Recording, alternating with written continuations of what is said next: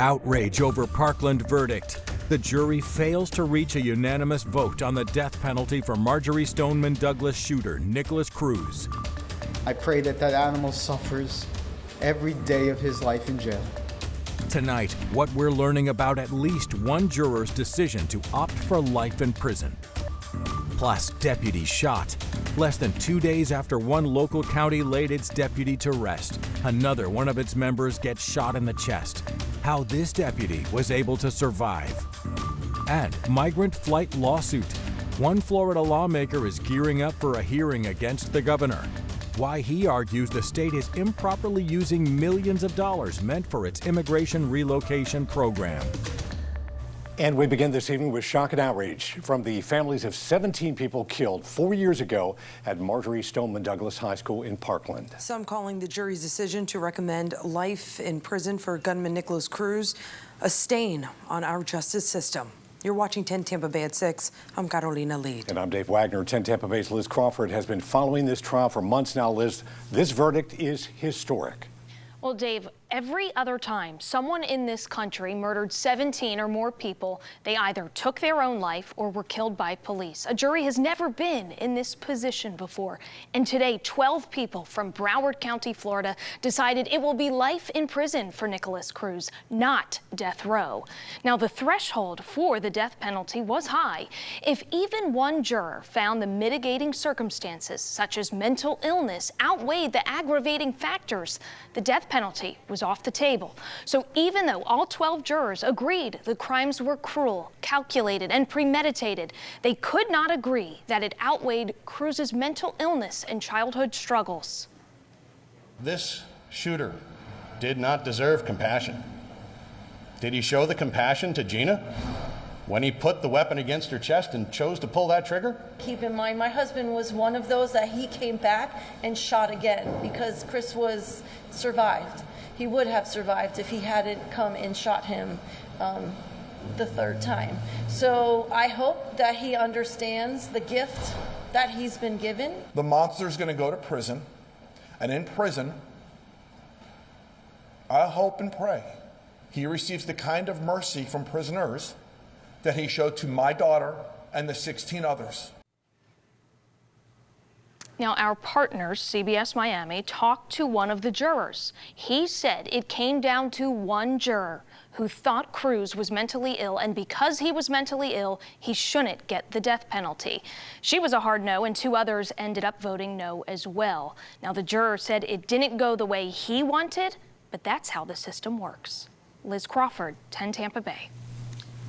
Now we want to bring you to this news alert on the FBI's investigation into former President Donald Trump. The Supreme Court has rejected Trump's request to intervene in the legal fight over classified documents seized from his Mar-a-Lago home in August. Trump's team had asked the justices to overturn a lower court ruling and permit a special master to review the roughly 100 documents with classified markings. The FBI says it seized about 11,000 documents in total. 2 Polk County Sheriff's deputies shot in an 8-day span. Last night, a deputy responding to a family disturbance was shot at 6 times. Only 1 bullet hit him, striking his bulletproof vest. 10 Tampa Bay's Malik Rankin joins us now from Polk County after hearing from the sheriff. Sheriff Grady Judd identified the deputies involved in this shooting. Deputy Tony Nunez was in and out of the hospital within hours last night. Judd said he's doing well, and even in taking a bullet to the vest, it didn't take him down. Sheriff Grady Judd says deputies Nicole Lyons and Tony Nunez responded to Tanglewood Preserve Wednesday night. After they arrived, a man returned to the home with his arms behind his back.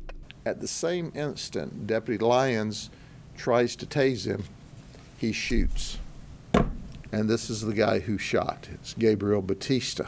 I was watching TV. I heard 3 shots in sequence. Deputy Nunez managed to dodge 5 bullets. 1 bullet hit his chest, and he returned fire. Deputy Nunez only shoots 1 time because his gun jammed. After getting shot in the chest with a bulletproof vest, Nunez and Lyons arrested Batista and took him into custody.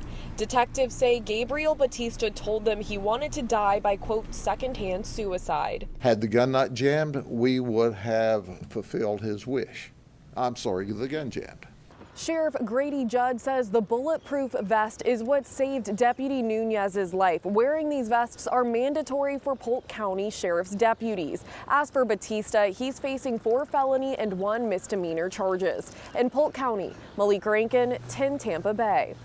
Earlier this year in February and March, Sarasota police started investigating 2 suspicious murder cases. 2 women found dead near Tamiami Trail. While developing tonight, Sarasota police have linked the man convicted of killing 48-year-old Kellyanne Ripley to the second woman through DNA evidence. Her name, Vicki Levitch. Investigators say the 59-year-old's DNA was found on William Devonshire's clothes. However, this case can't be prosecuted because Devonshire died in jail on June 5th. Police claim he suffered from a brain bleed after he had a seizure and hit his head. We have more details on these 2 homicide investigations online at 10tampabay.com. Money used to transport Venezuelan migrants to Martha's Vineyard is now at the center of a new lawsuit against Governor DeSantis and the Florida Department of Transportation. Senator Jason Pizzo wants to stop the state's immigration relocation programming from continuing, believing the funds used aren't following state law. And 10 Investigates Jennifer Titus has the latest now, including the hearing happening tomorrow. To sum it up, there are a few things going on right now with the flight that took off a month ago now from Texas to Martha's Vineyard. Just yesterday, the Treasury Department confirming they are looking into the spending for the flights. We have this lawsuit filed by Senator Pizzo. We also have a lawsuit that was filed by some of the migrants that were flown to Martha's Vineyard. The money set aside for the state's migrant relocation program came from interest earned on federal COVID relief funds. Now the Treasury Department is looking into whether the state improperly used those funds to facilitate the migrant flights to Massachusetts. The governor's office confirms that weeks ago, the Office of Policy and Budget spoke with the Department of Treasury of the Inspector General and went on to say the reviews by Treasury are typical and, as stated by the Office of the Inspector General, are part of its oversight responsibilities. While it's not clear whether the state improperly used those funds, Senator Jason Pizzo is standing by the fact that the state did not follow Florida law when using the money allotted for the immigration relocation program. It says that up to $12 million can be used to remove unauthorized aliens out of this state or from this state being Florida. It says nothing about going and thinking and trying to assess and survey people in another state where they might want to end up. And in some sort of anticipatory fashion, let's go ahead and grab them now and relocate them. And there will be a case management conference hearing for the lawsuit tomorrow morning at 11. We have been in contact back and forth with the Department of Transportation regarding documents for the relocation program. You can find more information about the payment details for the first flight right now at 10tampabay.com. But we are still waiting to find out why the transportation company was paid another $950,000. We'll keep you updated. In the aftermath of Hurricane Ian, state officials will be sending out $2 million worth of aid to first responder organizations with members impacted by the storm. This morning, Governor Ron DeSantis said the money will be coming out of the Florida Disaster Fund, which has now raised $45 million. With Florida Disaster Fund stepping up to augment those efforts, I think a lot of people really appreciate that, just to know that as they're out there fighting for us, that they've got people fighting for them.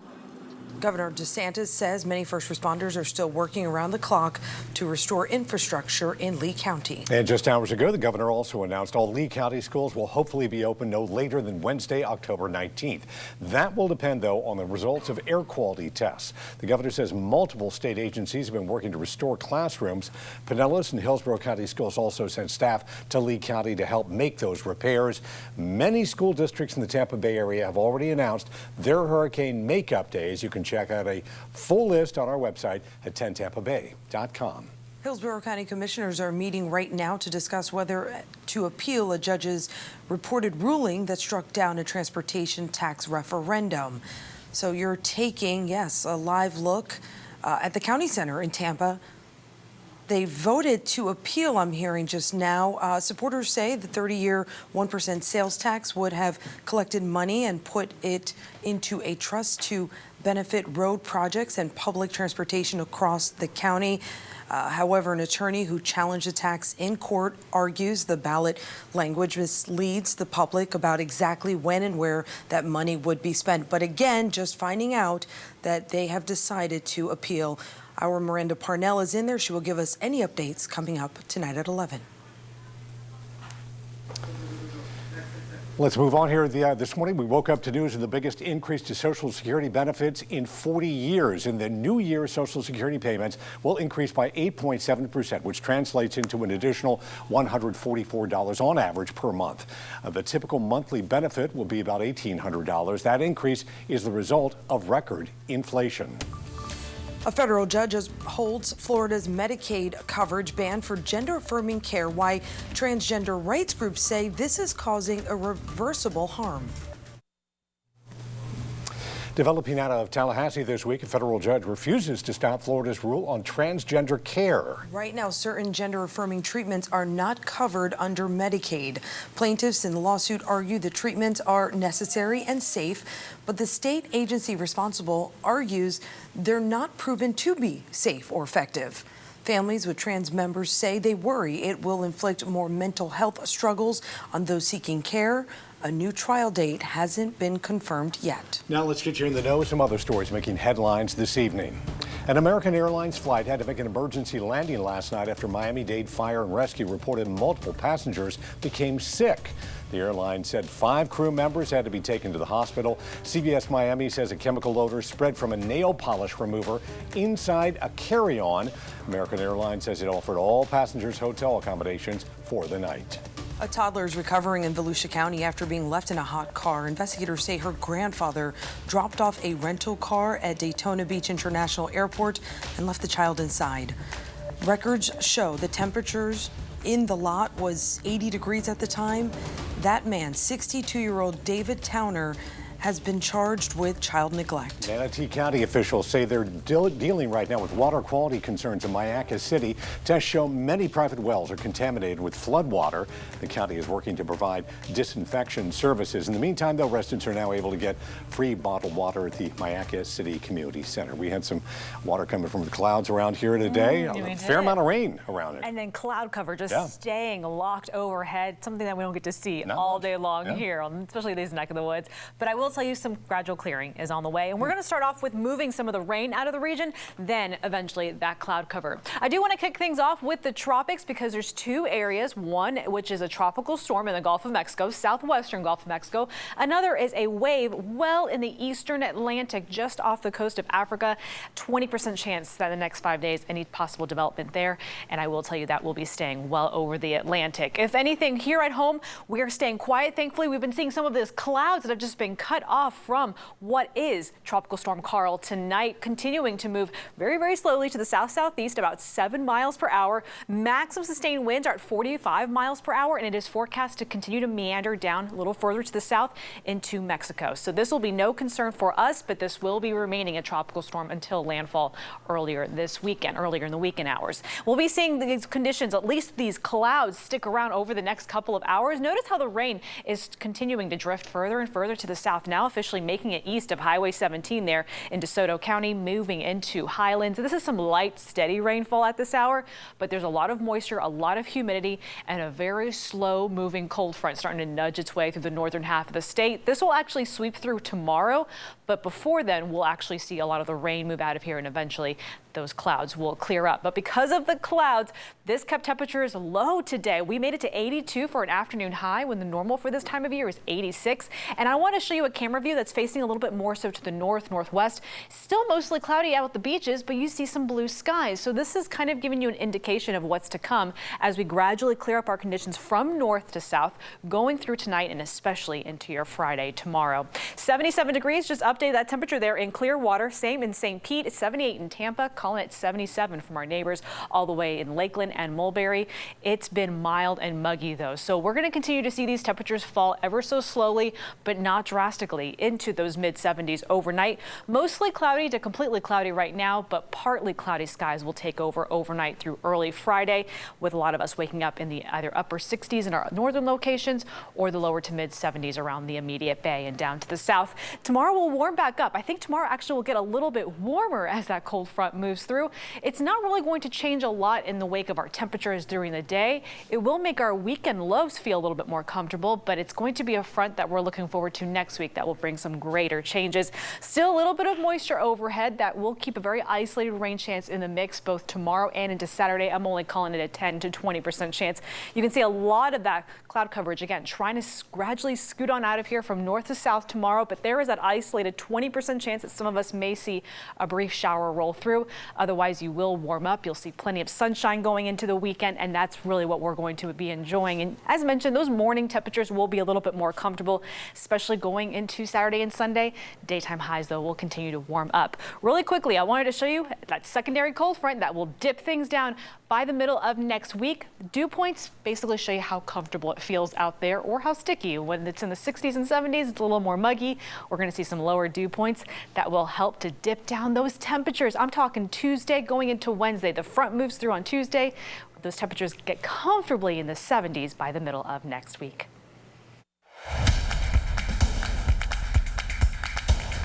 Now, this is 10 Tampa Bay Sports.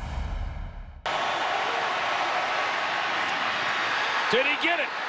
Touchdown, Vincent Jackson, with 7 seconds to go. Oh, rest in peace, Vincent Jackson. One of the greatest memories of him in a Buccaneers uniform was that game in Pittsburgh 8 years ago. That was just one of 2 wins on the season for that squad, and it was also one of 2 wins ever against the Steelers, going 2-9 all time. Mike Evans remembers that matchup fondly, not only because of the victory, but it was the birthplace of throwing fades to the greatest wide receiver in franchise history into the end zone for touchdowns. That was Mike's first tutty ever, and it will be his first regular season trip to Acrisure Stadium since that day. It's not Heinz Field anymore. It's silly.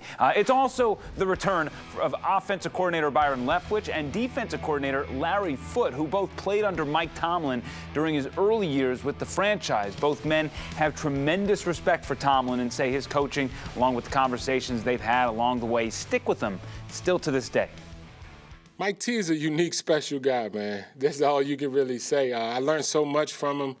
I can't have more respect for the coach and the human being than I have for a coach or a player or really a person.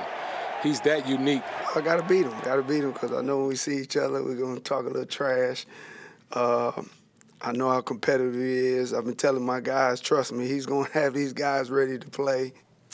This will be one of the many topics we discuss on The Blitz Sunday morning at 8:30 right here on 10 Tampa Bay. We will get you prepared for the 1 o'clock kickoff from Pittsburgh as the Bucs hope to improve their record of 4-2 against a struggling Steelers team. As for life on the ice, it was a bitter pill to swallow for many Lightning fans watching the Avalanche enjoy that moment, the championship banner going into the rafters. It's an experience we've had fun with the past 2 years. I guess an Eastern Conference title banner we'll have to just do in 2022. A reminder, there are still tickets available for the home opener against Philadelphia next Tuesday.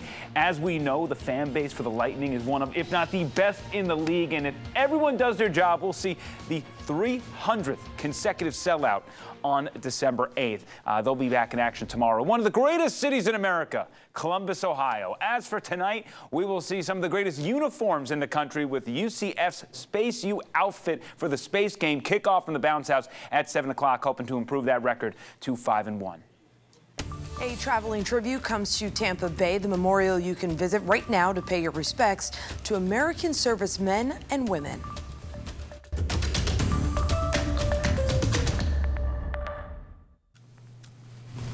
A sobering reminder in our area this evening of the human toll of war. You can visit the traveling tribute wall to pay respect to all of our veterans and first responders.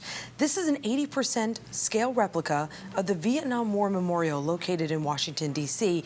It also includes memorials for conflicts occurring since World War I and a special 9/11 tribute. Celebrate the true cost of freedom, which is everything that you see behind me, everything that you see on the other side of the camera, all the names that gave the ultimate sacrifice. It's a great opportunity. So you can visit the traveling tribute now through Sunday afternoon. There will be daily ceremonies with special speakers, parachute drops, military vehicle displays, and memorial services. It really does put things into perspective when you go to the Vietnam Memorial or a smaller version like this, just how many people in our area died. And there's so many people that do not have the opportunity to go to D.C., so this is a great opportunity to do that. All right. Respects. Well, we appreciate you being with us. The CBS Evening News with Nora Donald is next. We're back tonight at 11.